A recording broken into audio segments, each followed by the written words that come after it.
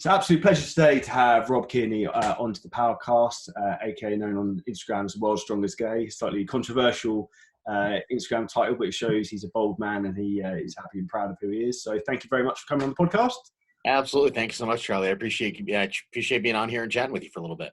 We're just having a little bit of a fascinating conversation about how small the world is generally and how everyone knows everyone through distant cousins and stuff like that. So it's an interesting one. So to give us a bit of a run through, Rob, about who you are, and obviously your Instagram bio probably gives a lot away, but you've got a very fascinating story. So I'm very, very much looking forward to this conversation.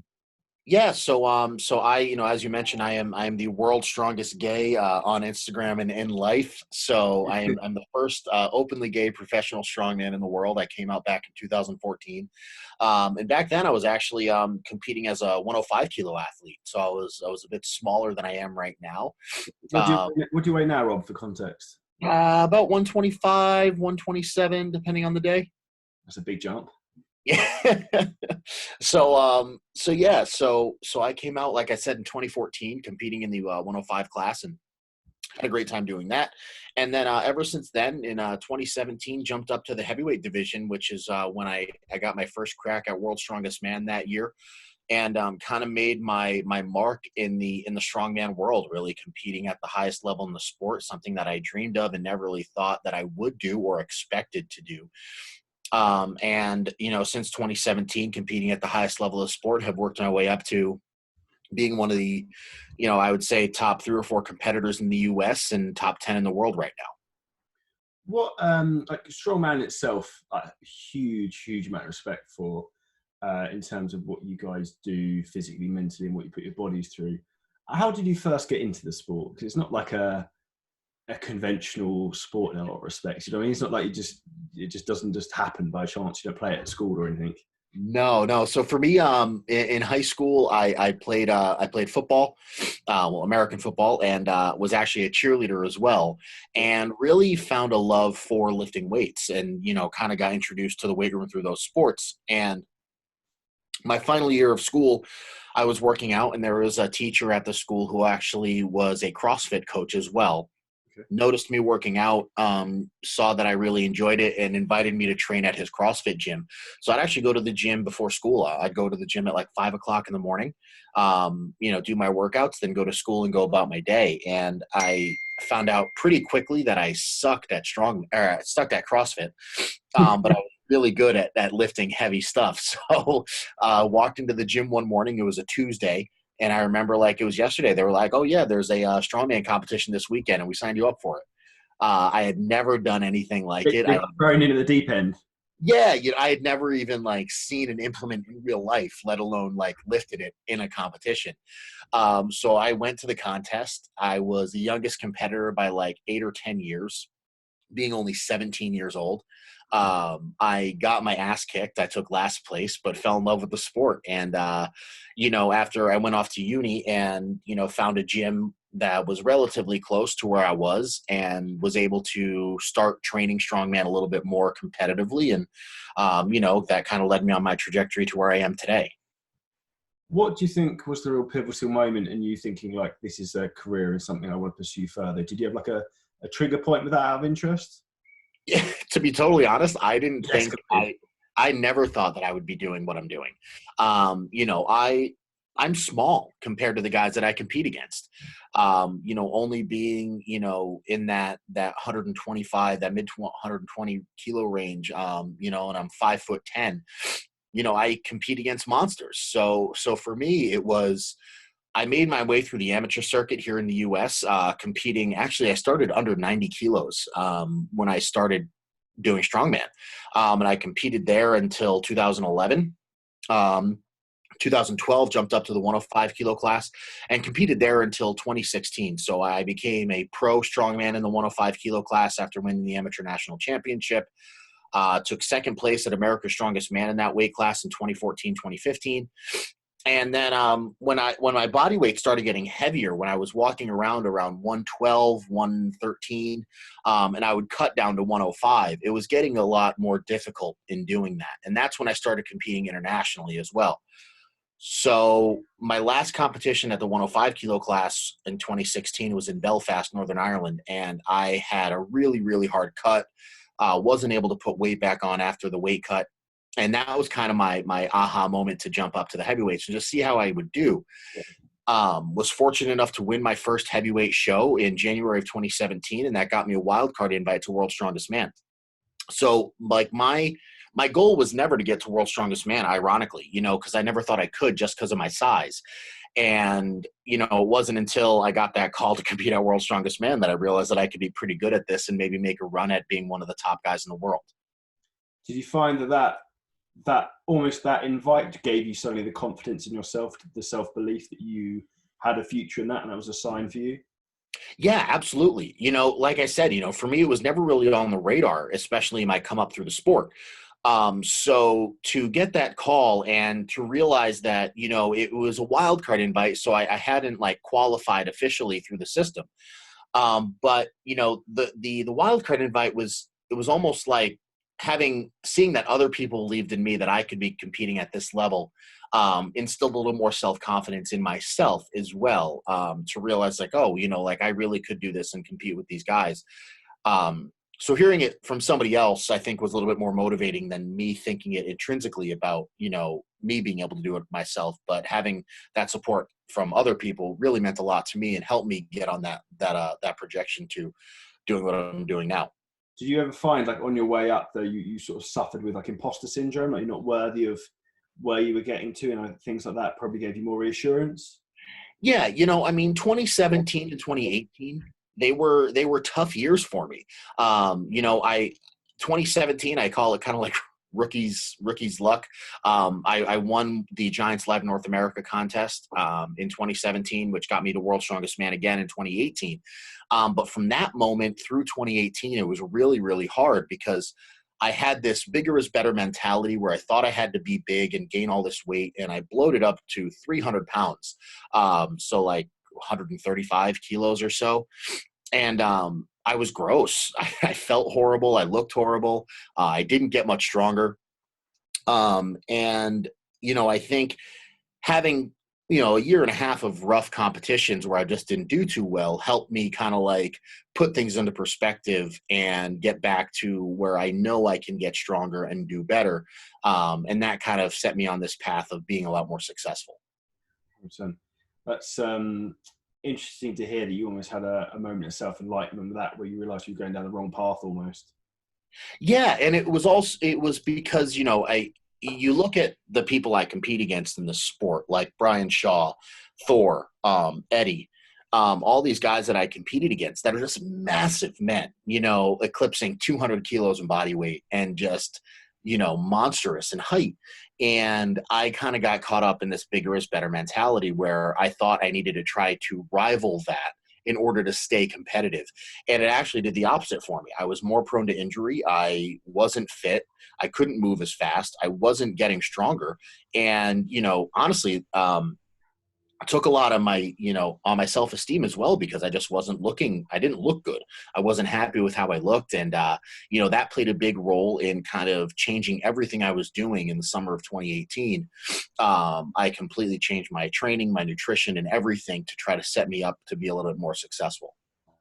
Do you find that was starting to knock your confidence a lot then, in terms of your self-appearance, not being happy with your weight was then having detriment to obviously your training performance, then other aspects of your life quite heavily then? Yeah, hugely. It was, it's one of those sayings, I think it's all cliche, but it's, look good, feel good, play good. And it's true. It is good. Look If apart. you look good, you're more confident. For me, like I wasn't excited to go train at the gym. Going out in public, never really bothered me, but I was never like excited to do it. I felt like I never looked good. And that took a huge toll on my self-esteem where, I wasn't competing to my potential. I ended up having an injury and it kind of set me, in like this like little depression almost of the fact that I wasn't healthy. I wasn't strong as I thought I should be. And I wasn't myself, and I wasn't that happy anymore. That's it's fascinating to hear how that can even affect someone like you, because a lot of people obviously look up to you as like obviously one of the strongest men, that you don't have those sort of like challenges, perhaps confidence-wise, in your own physical appearance, because obviously you're the elite of the strength of the human race, essentially. So it's fascinating to hear that from that side of things. Yeah. Change the topic slightly, obviously back to like the main context of what's one of the things that's very fascinating about you, obviously your process of coming out. How did that sort of take place for sort of listeners, and share the journey of that? Because I think that's quite obviously pivotal, and probably give a lot of people a lot of confidence about themselves being different, maybe if it's not even in that aspect, but other areas of their life, perhaps, to have the confidence to do it. Yeah, for me, I lived a very heteronormative life, I guess is the best way to put it. When I was coming up and through my teens and early 20s. And when I was 22 years old, I was actually in a relationship with a girl, and we were together for about a year and a half. And I woke up one morning, I'm not sure why, I kind of had this moment where I just realized I wasn't happy anymore. And um, so I ended that relationship, and telling her that it's because I'm having these feelings and I need to explore my sexuality a little bit.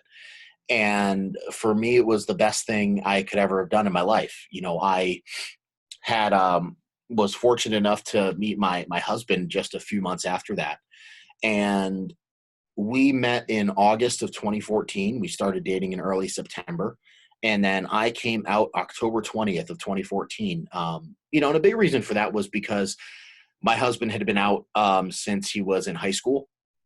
And I really didn't feel that it was fair for him to be dating somebody that was still closeted, especially, in our early 20s. So I came out to my family and my close friends, and luckily had massive amounts of support from them. And then ended up coming out publicly on Facebook, on a Man Crush Monday post. And you super millennial of me. And, luckily it became a viral thing pretty quickly. We weren't expecting that. So a friend of ours ended up writing an article about it, which was amazing. And that kind of took off. And, next thing you know, we were being contacted by the Huffington Post and TMZ and doing all these crazy interviews. But, the most important thing for me was it lifted this weight off my shoulders that I didn't even realize that I was carrying. Feel like you could breathe properly again, like almost like a weight just. Yeah, it was this moment of, almost like relaxation and bliss, because I realized I didn't have to wake up and put this facade on for anybody else. I could finally be myself. I could let all my guard down. And I say it's so profound. I was actually able to experience true love and happiness because of this. And that kind of propelled my strongman career in a direction I never thought possible. And it's not just because I'm gay. It was because I didn't have to put all this extra energy into the bullshit of pretending to be somebody I wasn't. And I could actually focus that energy into lifting weights and training and being happy. And that really is the biggest thing that propelled my career to what I'm doing now. It's one of those things, it's like that, not having that negative aura or energy around you, which just drains you. Like if all you have is positivity, happiness and love, like all you can do is succeed, and everyone supports you, then it's impossible you can't succeed if you're committed to whatever it is. And if it's something you love, like you obviously clearly do, then it's a one-way ticket to where you want to go, really.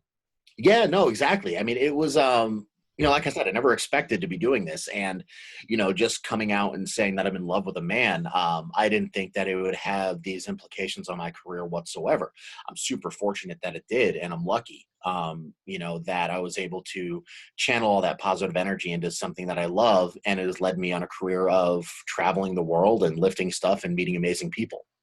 What I love about you, and it's one of the things that I say to a lot of people, is there's nothing, the worst thing you can do is be the same as everyone else. The most beautiful in the world is the fact that you're unique, like every individual, and you have to be yourself. And like you're incredibly unique, and like the fact like you've got like jazzy hair, a bit like me. You've got like, so your Instagram like bio is very out there and strong. Whereas like a lot of people be like, oh, you can't do that. That's too much. Like Yeah, like in the middle, and I'd rather be like polarized. Like people either love you or hate you, but like at least they know you, if that makes sense. Yeah, no, I mean, it's the old saying, like any publicity is good publicity. And, that's kind of how I've looked at it. And, for me, my entire thing ever since coming out was my whole stance and persona is to be unapologetically open about my sexuality and my marriage. because I feel the only way to normalize it is to show everybody that two men can be married and have a completely normal relationship, just like heterosexual people. And, it's funny that I get a lot of negative comments all the time on social media.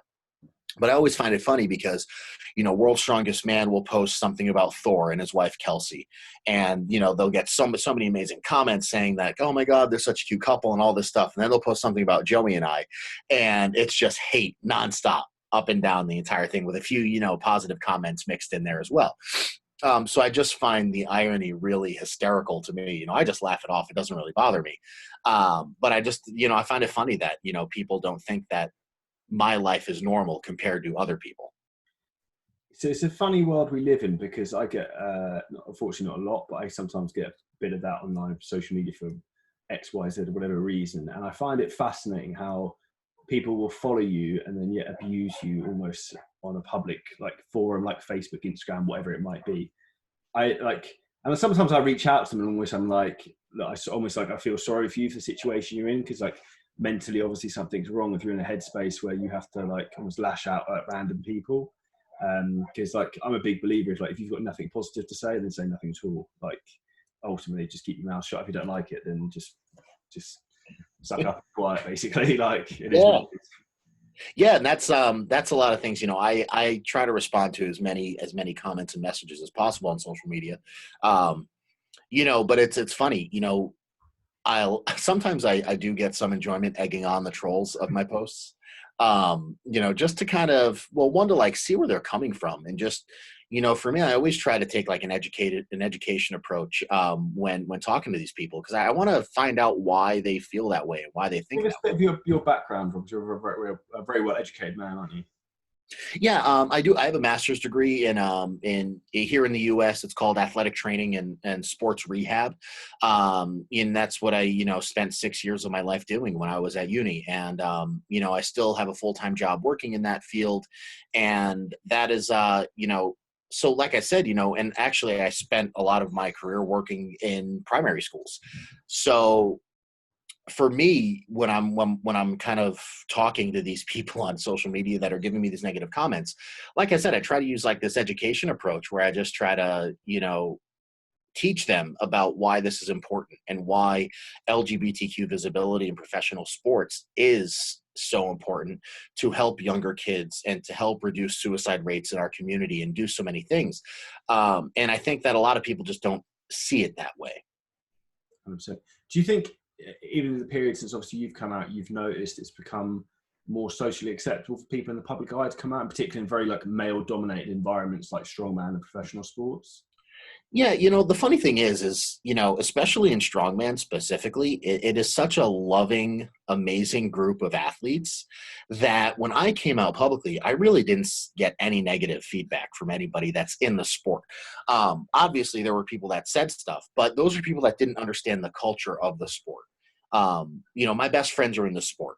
And it's really amazing to have the support of those people. And when I came out, I got nothing but positive messages of love and support from all the competitors all over the world. And their biggest concern, in this sport is as long as you can lift the weight, nothing else really matters, as long as you're happy and you're doing what we're all here to do. So I think as more people are seeing how accepted I am in the world of strongman, which, is arguably one of the most hyper masculine sports in the world, I think people are getting a little bit more comfortable with it, and that's a huge thing for me, is just to open up the doors of strongman to the LGBTQ community, because on the outside looking in, it looks extremely intimidating. It's these massive men just lifting up boulders and pulling planes. But, on the inside, we're just a bunch of fun-loving guys that like to lift heavy shit and have a good time doing it. You very much get that family feel from what I see with all sorts of strongman. It seems to be more strength training than anything, to be fair, of camaraderie almost, of although everyone's trying to beat each other, that no one's trying to sabotage each other as much. There doesn't seem any bitchiness. Whereas in the fitness world, it's the other way completely, whereas everyone's trying to stitch each other up, and it's quite bitchy in that respect. Yeah, that's the great thing about the sport. We're at the same while we're competing against these people, we're also cheering them on at the same time, because I want to beat everybody when they're at their best. because then that just proves that I'm the best. And I think that's where a lot of this mutual respect comes from. And it also comes from, like, we also realize how much sacrifice each of us has gone through to get to this level in the sport. So we kind of have that understanding of, like, we've all gone through a lot of stuff to get here. We've given up a lot of our lives to be able to do this. And so there's just like such a respect between the competitors, just for what we're doing. 100%. I think it's one of those things I noticed with anyone who's generally at the elite level of any like athletic endeavor.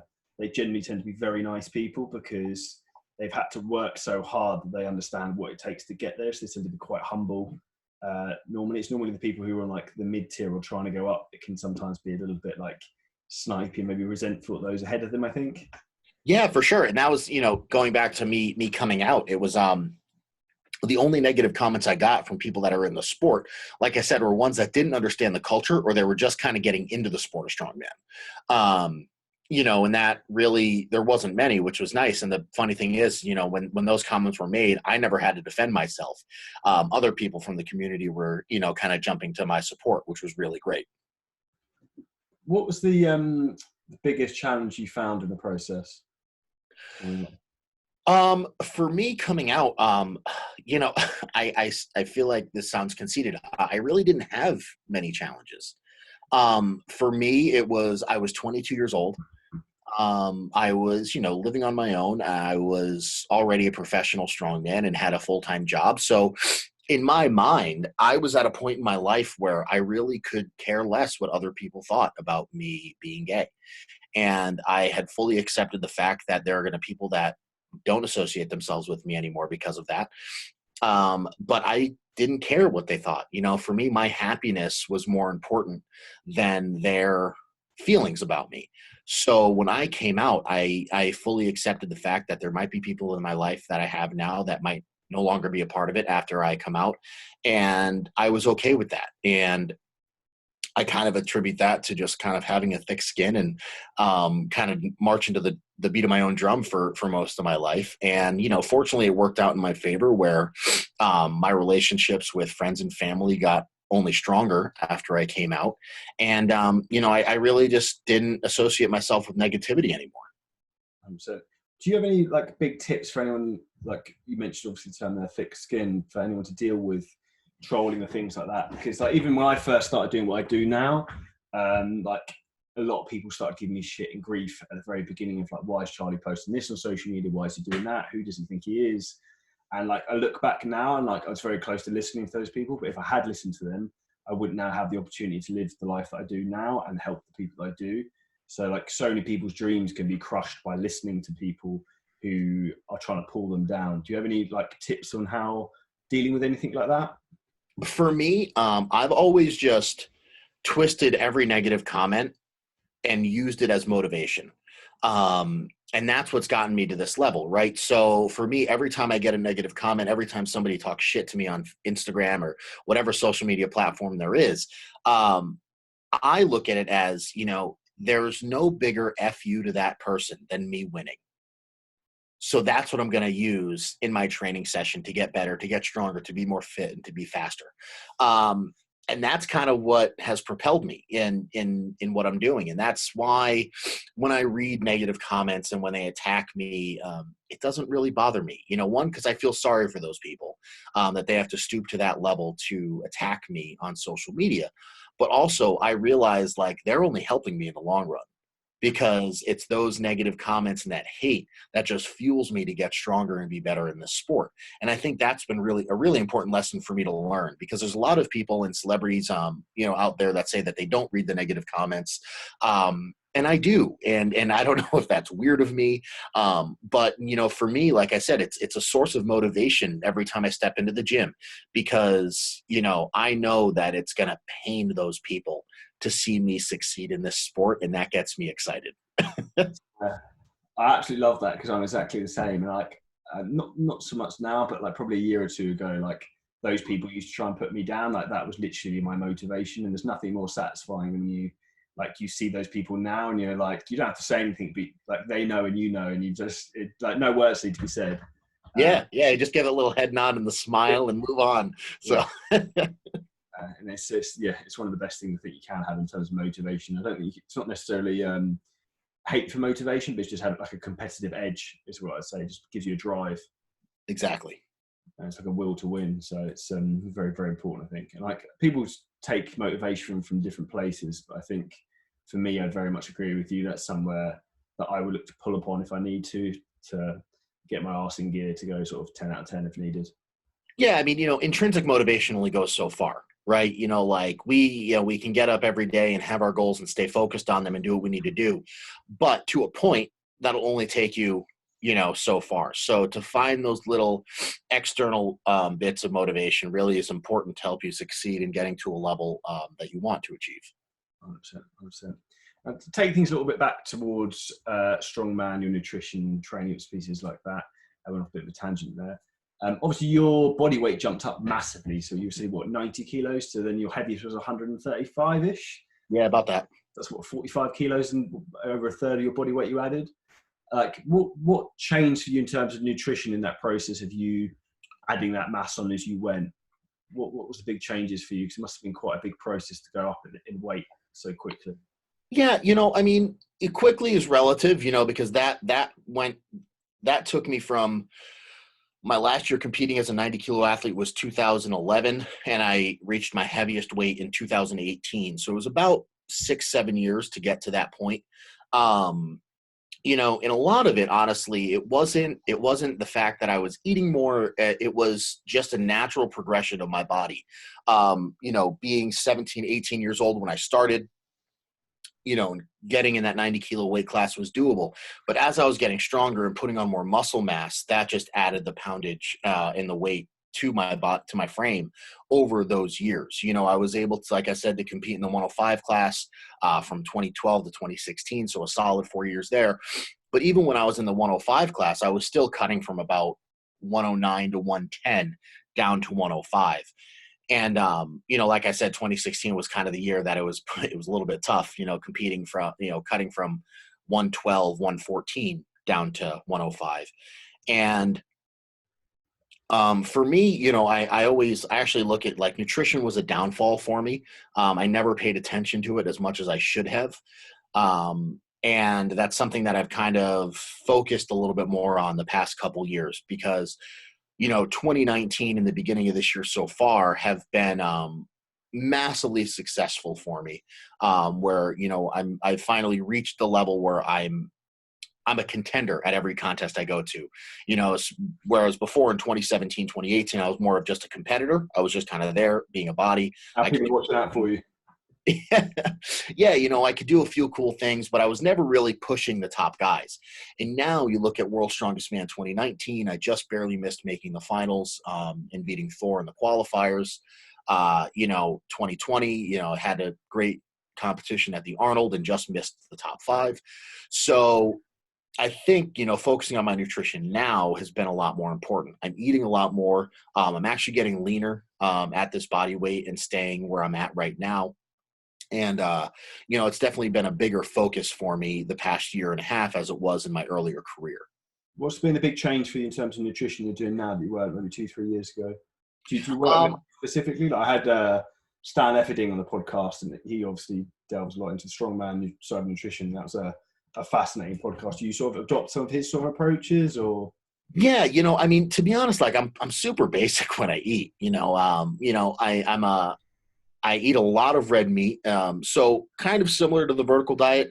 I don't dive into the carrots and bone broth and, Himalayan pink salt or whatever it is. I'm not a fan of the bone broth either. I'll give you that one. Yeah, so for me, it's I do eat a lot of red meat. I eat a lot of steak and ground beef. And, rice and potatoes are my main source of carbs. My biggest thing over the past year and a half or so has just been the consistency and keeping my calories high. I think earlier in my career, I was pretty lazy, and I, kind of looked at it, I would have a lot of peaks and valleys when it came to my calories. So, I'd eat a lot, then I'd go for a long time without eating, then I'd eat a lot again. So there was a lot of up and down throughout my day, whereas now I try to keep it a little more consistent, spread the calories out throughout the day. And I've upped my calories a little bit too, which has actually helped my recovery, and it's actually lowered my body fat percentage of just eating more. So you're like going for the strongman approach of consistently grazing throughout the day. Yeah, it's funny, normal people will talk about, breakfast, lunch, and dinner, whereas, I have meals 1 through 7. And it's that's just how it is. Meal 1 is at 5:30 in the morning, and then there's 2, 3, 4, and so on and so forth. But yeah, I just try to eat consistent meals in the, probably 700 calorie range per meal, throughout the day. So how many calories are you looking to take in a day then, roughly? So non-training days, I'm typically between 4,000 and 5,000. On training days, usually 6 upwards of 7,000 calories, depending on what I'm training. And on the rest days, are you dropping your carbohydrates and taking your fat intake higher out of interest? No, my fat intake's actually pretty low. I'm only in like the 80 to 100 gram range. Your carbs must be sky high then, I imagine. Carbs are high. Yeah, I'm looking at some training days over 1,000 grams. And is that mainly from potatoes and rice? Yeah, and then like I have intra-workout shakes that I drink because like I squat and deadlift on the same day. That workout can sometimes take over 4 hours. Yeah. So, and then, looking at like my strongman event days, same thing, over 4 hours easily. So those are the days that, I'm consuming a lot more calories, just even in that 4 hour window, of just taking in calories during my workout. So an intra workout shake with carbs and protein. That's where that much bigger increase comes in. And then, obviously post workout carbs, eating 3-4 cups of rice after a workout isn't uncommon for me.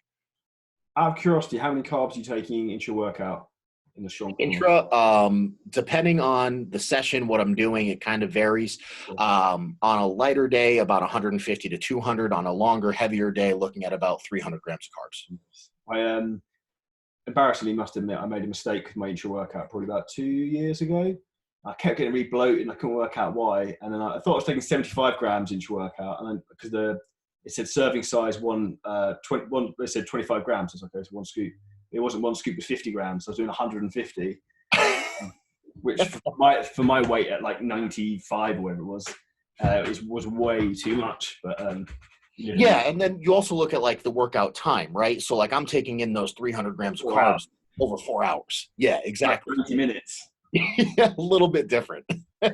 different kettle of fish there. From a digestive point of view, do you have anything that you implement like to try and make sure that everything's being like absorbed or taken up? Any secrets from that side of things you do differently, or anything you've learned? So obviously that's a lot of calories to try and take in, like for your body to assimilate. Yeah, the biggest thing for me is just like keeping sugar as low as possible. Just seeing with sugar like being such an inflammatory, food, and it just causes a lot of like GI irritation, I guess is the best way to put it. So just trying to keep my diet as clean as possible. And then just like really with me is like the quality meat that I use helps a lot. So I'm pretty much trying to eat, organic free range beef whenever I can, grass fed, if possible. That just helps kind of keep everything regular. But as far as like supplementation and stuff like that, I really don't dive much into it. I just try to keep as much natural food source as possible in my diet. It's like a whole single ingredient item foods, really.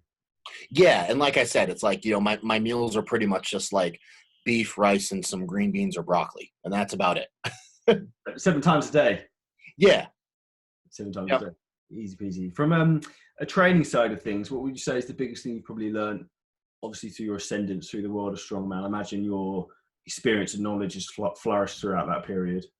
Yeah, for me, I went through a whole slew of coaches throughout my career. I turned pro under the tutelage of Mike Jenkins, who unfortunately passed away back in 2013, and then had bounced around from coach to coach, for a while. And then in 2018, linked up with my current coach, Derek Poundstone, who is a strongman legend.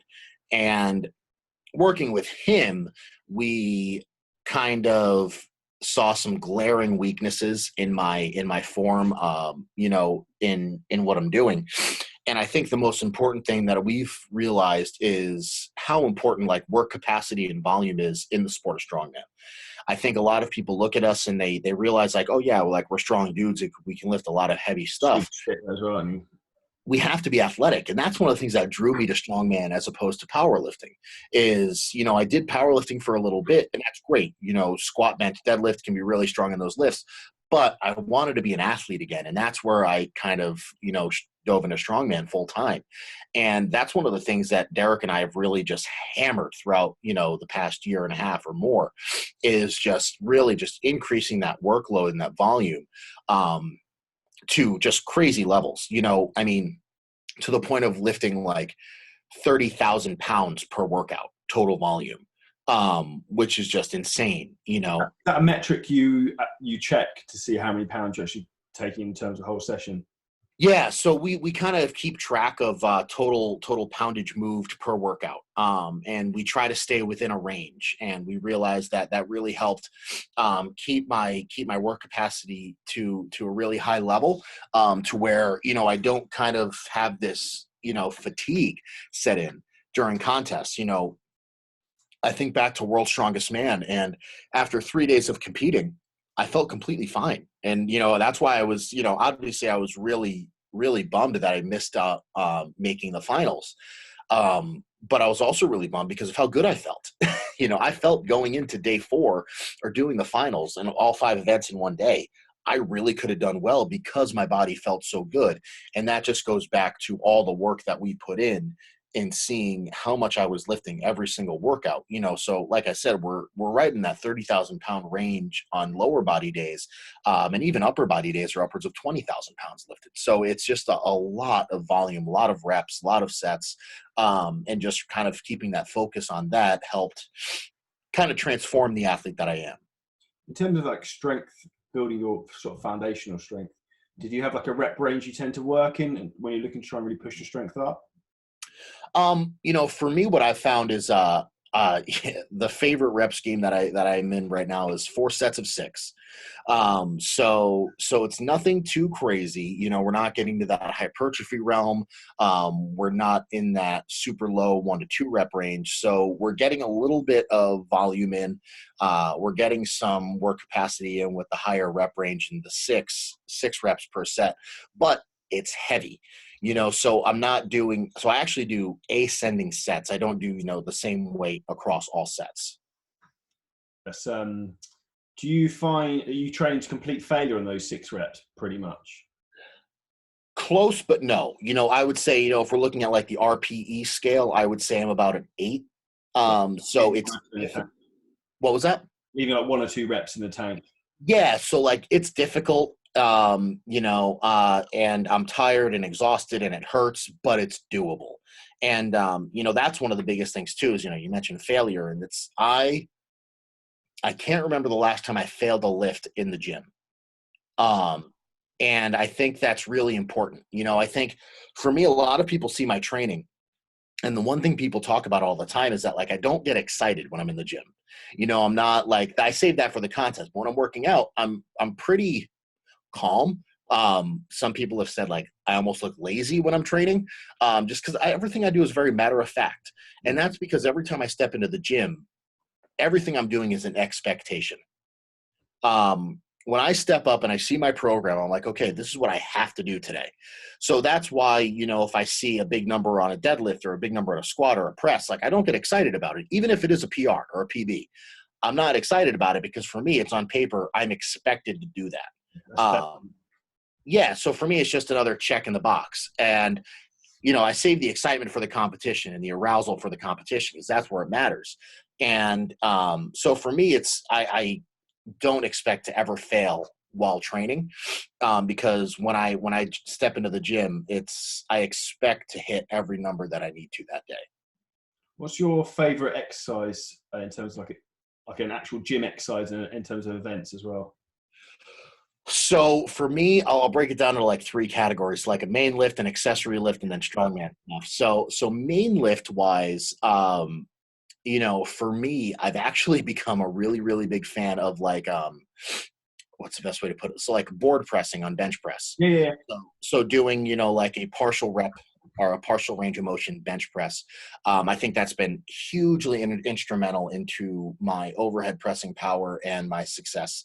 And then looking more into that, like accessory lift, incline skull crushers Okay. are like my favorite thing to do right now.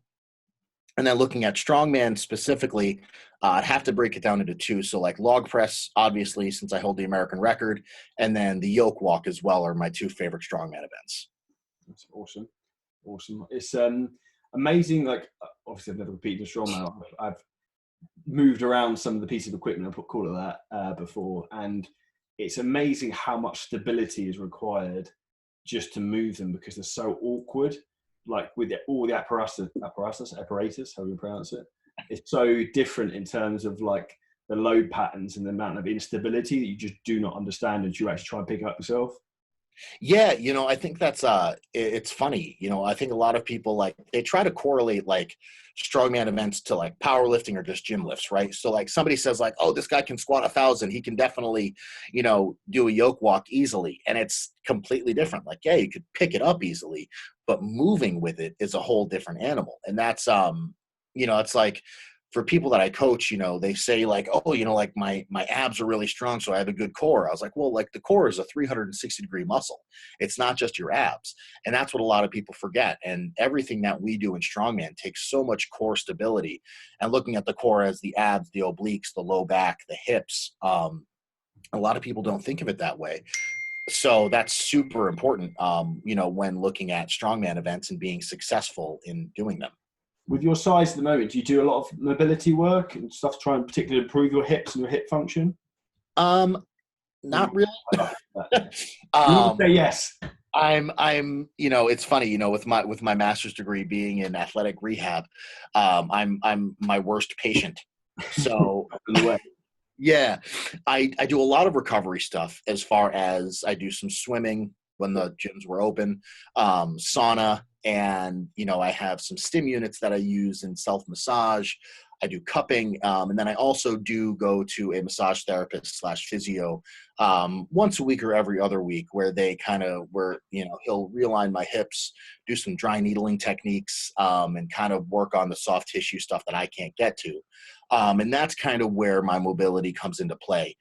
For me, I'm not terribly mobile, but I'm mobile in my sport and in the range of motions I need to be. So I think that's funny, what was that? It's all relative to what you're trying to, your end goal. Yeah, I think people like they get caught up in like having to perform a perfect body weight squat. And while that is important in some aspects, my mentality is I'm never in that position in strongman. For me, I can perform every strongman movement proficiently and well with the mobility that I have right now. So I never really work outside of those ranges of motion because sometimes that can actually increase the risk of injury. And, being only 28 years old and kind of stepping into the peak of my career, I'd rather not get hurt. 100%. 100%. That's some very, very wise advice, I think, to start finishing things up there. So to wrap up, two things. So one would be advice for anyone who's looking to come out or wants to do something different and maybe believe in themselves. And then second would be your biggest tip in terms of training or nutrition for anyone to get stronger. As far as, whether it's coming out or just, feeling like you're different or have this burden, I think the biggest thing is coming to terms with it yourself.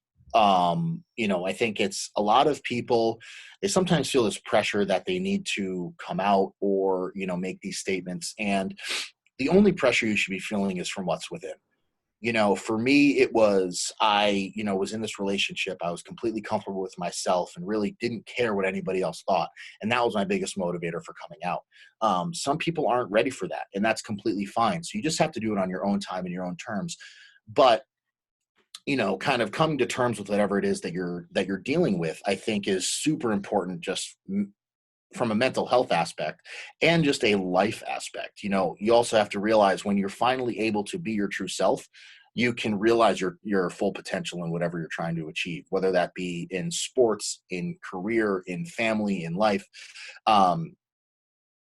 finally experiencing true happiness and true love was the most amazing thing that I've ever been able that's happened in my life. And I think it's, all because I was able to accept myself for who I am first. And that opened up the doors for me to, like I said, finally be truly happy and, realize and feel what real love is. And as far as the biggest tips and tricks that I can think of in whether training and nutrition wise, we touched upon it. I think it's just consistency. I think we hear it a lot, from fitness experts all over the world that, being consistent is the most important thing you can do in terms of following a nutrition plan. And that's something that really has helped me in my career in strongman. And as far as training wise, it's not necessarily things that you do in the gym. For me, what got me to this level is setting small incremental goals that I knew I could reach. So when I started strongman, I mentioned it to you, like I sucked. I took last place in the first contest, and that lasted for a while. Like I took last place in my first 8 competitions that I did. And That's pretty cool. After the 3rd or 4th contest, I was like, okay, let's not take last. That was my first goal when I got into strongman. And then I did that on my 9th contest. And then it was, okay, let's not zero an event. So I did that on my 14th contest. And then it was, let's try to get on the podium. So it was these small goals that I knew I could reach throughout my entire career that led me to this point in the sport. It wasn't trying to hit a certain number on a deadlift. It wasn't trying to win automatically. It was doing small things that kept me motivated and kept me on the right path. Because had I had set out the goal to be at World's Strongest Man when I first started competing, I probably wouldn't be sitting here talking to you right now and still competing in strongman, because I would have gotten depressed. I would have gotten upset, and it would have, it would have set me on a different path. And I think it's super important for people to realize that setting those small goals, you get these small victories throughout your entire career that keep you motivated and keep you on the path to what you want to achieve. And I think a lot of people can lose sight of that. But it's super, super important when you're dealing with a sport like this. 100%. I think it's just, success breeds success, and if those small little wins build confidence, the more confidence you get, the more success you get. And that's, hearing like that you didn't place in the first 8 competitions is awesome. So I didn't know that. So that's, yeah, I appreciate my failure, excites you. That's great. normally to wrap things up. No, but like the huge amount of people, they expect to be amazing at something at the start, and as a reality, we all start at crap at something. So like, you're not going to start being world class at anything. Everyone has to start at the bottom and work their way up. So I think that's some like solid advice to finish things up there. For sure. For anyone to reach out to you personally, Rob, for any more information, maybe on strongman, if they want any coaching, that side of things, where's the best place to get in touch? So you can hit me up on Instagram at World's Strongest Gay, or on my website, worldstrongestgay.com. You can, email me there, message me there, and I'll do my best to get back to you. Awesome, man. Absolute pleasure. So I hope everyone enjoyed this episode of the podcast. It's been a fascinating conversation. If you enjoyed it, please leave us a 5-star review. I'll be picking one person every week who leaves us a review to win a free place on the Shreddinate or Sculptinate Fat Loss 8-week challenge. And absolute pleasure today, Rob. Thank you so much, and I wish you the best of luck for future competitions whenever the world reopens. Thanks, Charlie. Appreciate it, man. Thank you.